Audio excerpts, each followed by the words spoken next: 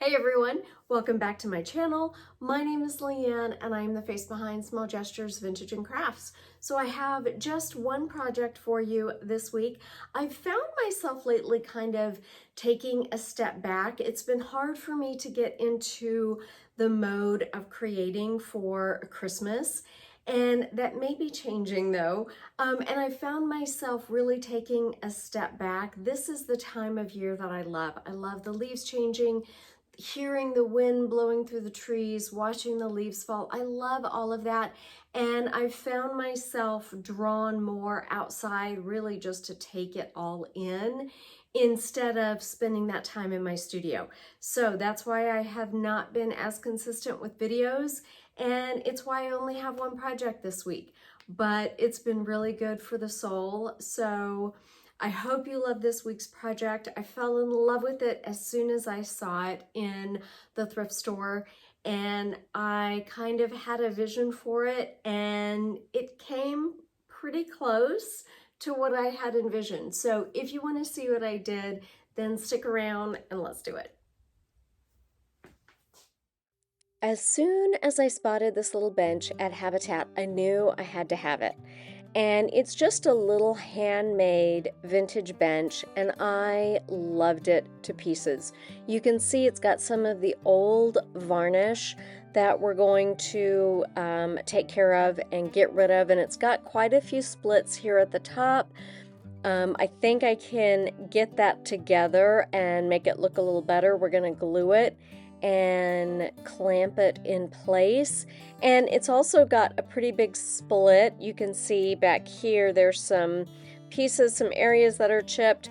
I'm not going to try to make it look new because it's not new, so I'm just embracing all of this, but where the stability could be improved, I'm going to work on that.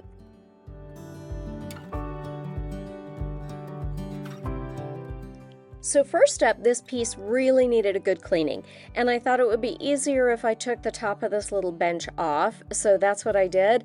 And then I just came in with some Dawn dish soap and some hot water and gave it a really good scrub down, and then washed this piece all up, and then got busy starting to make some repairs. And I really love these little needle injectors for wood glue. It makes getting the glue down into the tight spaces so much easier.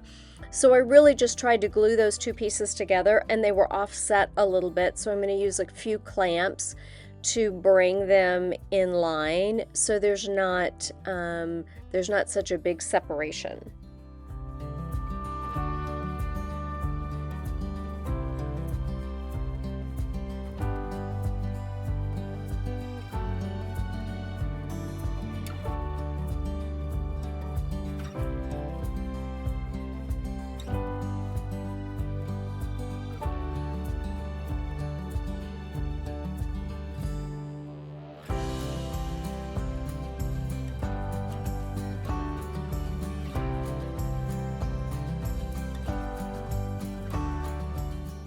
Now you can see this other corner over here had a big chunk missing out of it, and I did want to fill that in, so I'm just using a little bit of Bondo, which is a 2-part compound, and you've got this putty and then this cream hardener, and you just mix a little bit of the hardener in, and it sets up pretty quickly within about 10 to 15 minutes, so you do have to work quickly.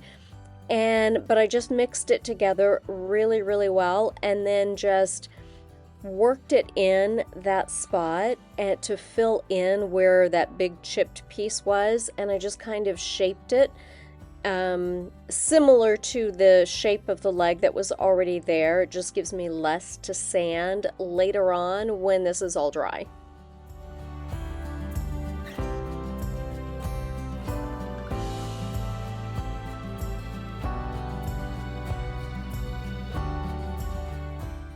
So everything is dried, and we're now outside getting ready to sand, and you can see the leftover of the finish. That's what I want to take off.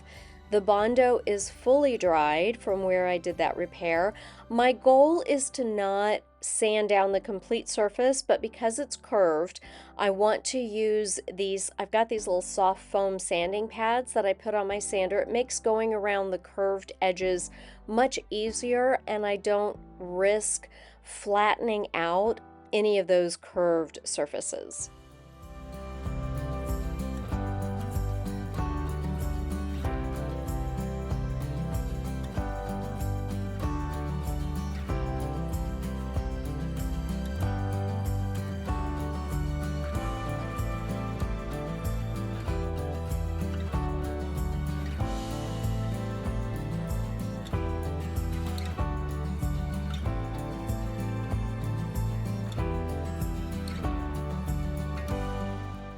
So I can fit my little hand sander in this inset area, but of course I can't get all the way into the corners.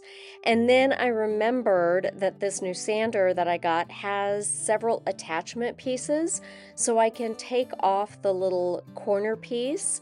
And so this snaps on perfectly, and I just tighten it back down, and it worked great to get into all of those little corners.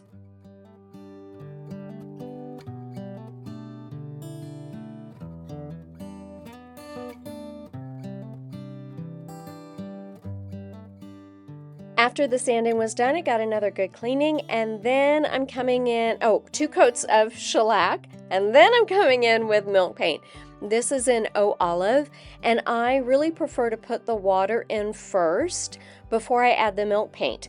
When you do the opposite and put the milk paint in first, I think it really kind of sticks to the bottom and can get kind of gunky, and I find that it doesn't happen like that when I put the water in first. And then I'm just using this milk frother to incorporate the water and the powder really well. And then I let it set for about 10 minutes. And I think when I use the frother, it does make it extra frothy, I think, up at the top. So I really like to come in with a stick and just incorporate everything together before I actually start painting.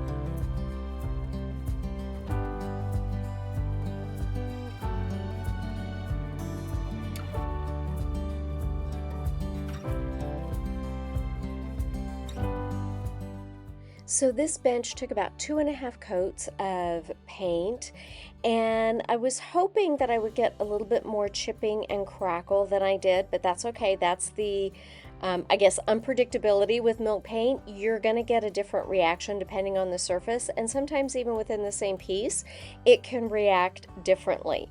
But I got it all painted and then hit it with a heat gun. That tends to help bring out some of the chipping and crackle. And I tried to film it, but of course I was moving in the same direction and my camera was focusing on the heat gun instead of the crackle. And this is where I was debating leaving the seat. So I've sanded this whole piece by hand because we'd had 3 days of rain at this point. And before I started on the bench top, I had a moment of, should I just leave the bench top and oil it and have a 2-tone finish, or should I paint it? I really thought about it, but in the end, I decided to go ahead and paint the bench top as well. And you can kind of see there is a pretty big bow on this bench top, but that's part of its charm, and I love it regardless.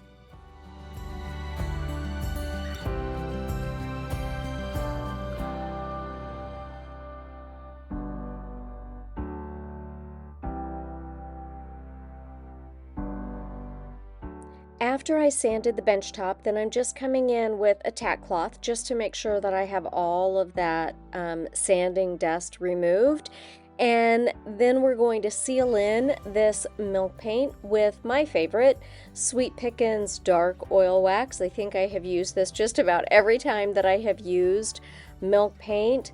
I love the depth that it gives to a finished piece and how it really just brings out all of the chippy and crackle, and I just absolutely love using this whenever I use milk paint. And you can really see here it really does highlight all of the texture and all of that yummy crackle and gives such a great age to it.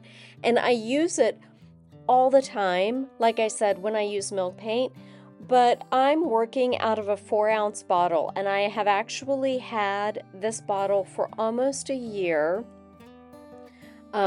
This is a new bottle right here, but the previous one I have had actually for over a year. I bought it in August of 2024, and it has done a number of projects. All of these pieces were done with milk paint and sealed with the dark oil wax. So, and this isn't even everything. So it does, a little bit does go a very, very long way.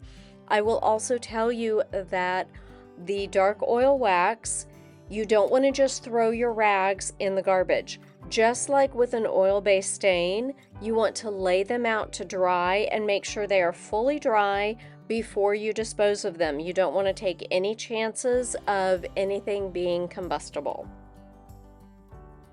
So the oil wax has set on the surface for about 10 to 15 minutes. So now I am just coming in to wipe back the excess, and I always like using 2 rags and holding the piece with one hand because it will pick up fingerprints, and I'm trying to avoid that and then wiping it down with another rag. I did coat the little storage box inside with some hemp oil. I applied some hemp oil and let that sit for about 30 minutes and then went back and wiped off the excess. And now it's just time to put the little hinges back in and reattach the bench top.